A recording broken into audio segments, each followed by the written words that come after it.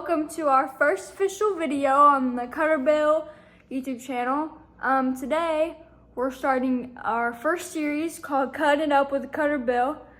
I'm your host, Charlie Hicks, and today I'm going to interview a very important member of the Cutterbill fishing team, the owner and my father, Mark Hicks. How are you doing today? Fantastic. That's great. So for those who don't know you, tell our channel a little bit about yourself. So I'm a business owner, and we have two beautiful daughters.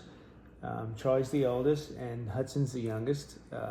Charlie has the fishing bug, and Mom and Hudson like to sleep in and do a little shopping.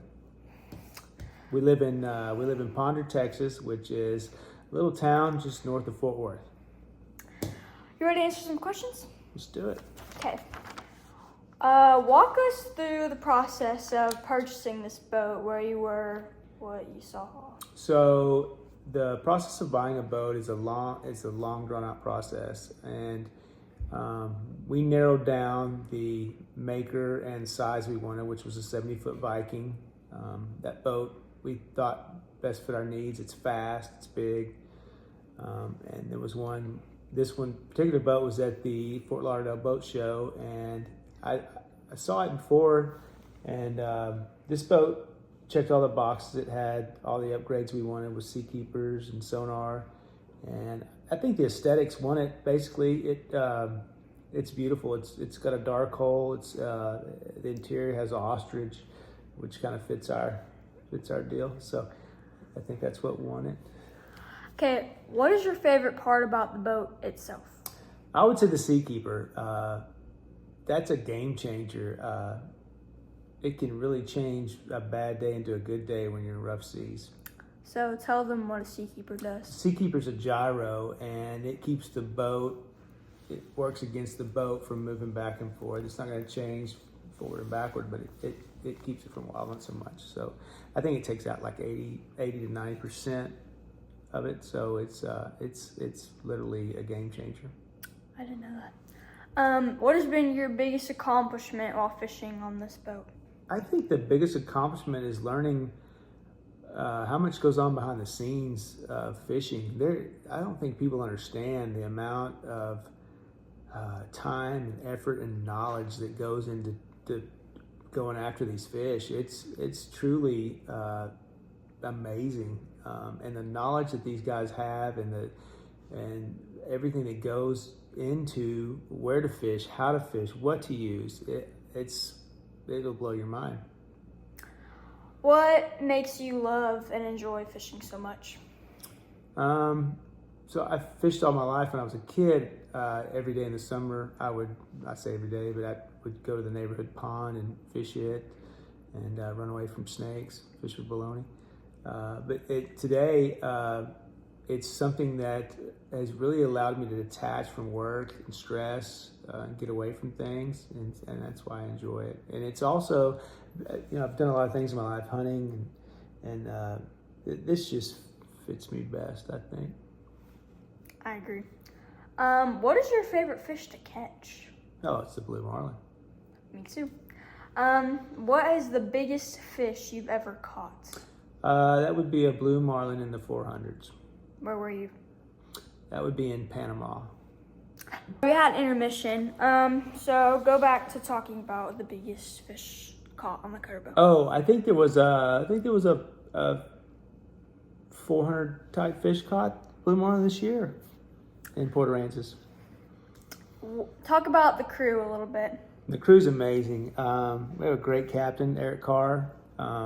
He's knowledgeable. He's got a good attitude. He's laid back. He's quiet. He's perfect. And then we have Logan, who's our first mate. He's great. His dad's with us and making us all gain weight.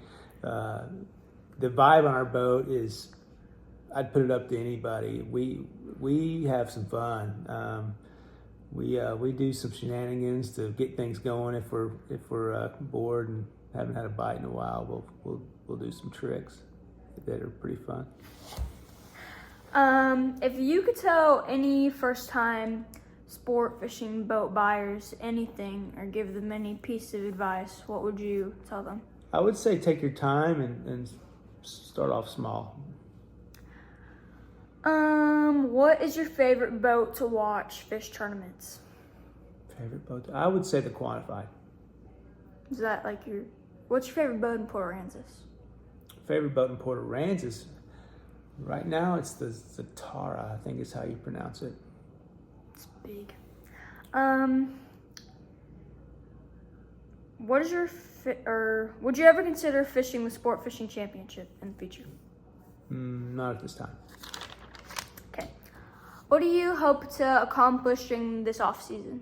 In the off season, we're gonna move the boat to Mexico. We're gonna get in some opportunities to catch a lot of fish and just to learn more technique, be more involved in the cockpit is my goal. What is your favorite angler to watch?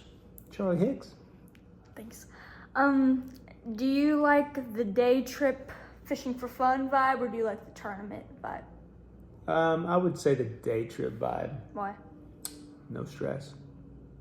Okay, we're gonna go into depth on the tournaments we fished so far. Okay. There's not many, but so the first we fished was the Deep Sea Roundup. So talk about that. Deep Sea Roundup. Deep Sea Roundup is a great tournament. It's family oriented. It's the first time we fished it. It's our first tournament. Of course, it was near and dear to my heart because Charlie was fishing it. And the first day we started off slow. I think we caught one sail. Mm-hmm. And then the second day she caught a Grand Slam, which is a white marlin, a blue marlin, and a sailfish, which is the first time I've ever witnessed it. I know it happens, quite often, but I've never witnessed it. I've never done it myself. And to see her do that was, it was something. We also caught a very big wahoo. We did. And I think we won the whole tournament. Mm-hmm. Then y'all fished Pechanga. Pechanga, yeah. Pechanga is a tournament that, as a family, we watched for years from the sidelines. It's so much fun, and to participate in that this year was really cool. Another tournament we started off slow, but I think we caught a sail the first day, and the second morning I said we've got to raise a fish by 8 a.m. and sure enough we did. I think we caught a white marlin at 7:53 or something like that, and unfortunately it was the only fish we caught that day. But the entire tournament we were within one fish of doing something, being winning or doing something. So we were always after. It was great. Talk about the Lone Star Shootout, even though there's not much to say. Lone Star Shootout, Charlie and I fished, which it's out of Port O'Connor, and we flew into Port Lavaca, a place that I spent a lot of time at as a kid. In my high school years, I would go there in the summer to harvest, so it was kind of neat to go back there 30 years later. Didn't recognize anything, but got there, the weather was bad, it was raining the whole time, so they delayed the start a few times. We finally left out 7 o'clock Friday morning, and it was adventurous. We dealt with weather, dealt with seas,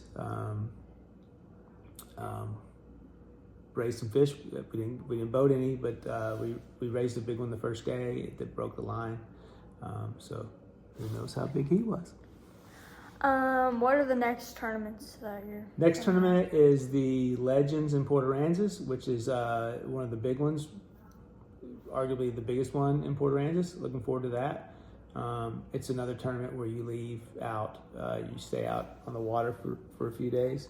So we're looking forward to that. And after that, there's a week off, and then there's the TWAT tournament in Port Aransas also. And that is a woman-based tournament where women are the only participants. And then there's a boat decoration contest at the end, which it's pretty neat to watch. So that's going to be exciting. Charlie's going to fish that. Okay, well that's it. Thanks, Dad. Thanks for watching, and watch out for new videos and Make sure you keep watching leaderboards on these next couple tournaments and root for us. Go Cutter Bill. Go Cutter Bill. Tell it's me by